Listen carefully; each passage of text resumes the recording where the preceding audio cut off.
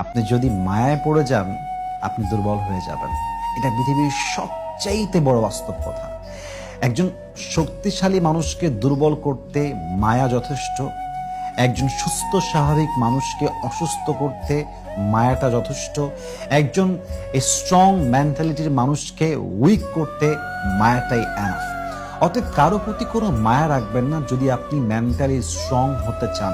যে কোনো জায়গা, যে কোনো বাসা, যে কোনো স্থান, যে কোনো ব্যক্তি, যে কোনো জিনিস, যে কোনো সম্পর্ক থেকে এতটা মায়ার থেকে দূরে থাকবেন যেন কোনো মুহূর্তে যদি এমন হয় যেটা আপনাকে ছাড়তে হবে, আপনি যেন ছেড়ে বের হয়ে আসতে পারেন এবং সেই পেইনটা যেন আপনি সহ্য করতে পারেন, সেই লেভেলের মায়া রাখবেন।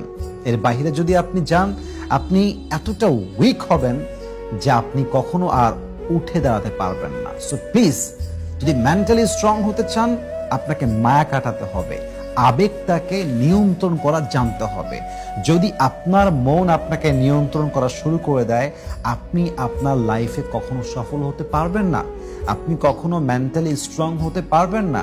So if you want to be mentally strong, then you have to control your emotion and illusion. You have to control your heart. আপনার মন, আপনার আবেগ, আপনার মায়া আপনাকে কন্ট্রোল করতে হবে।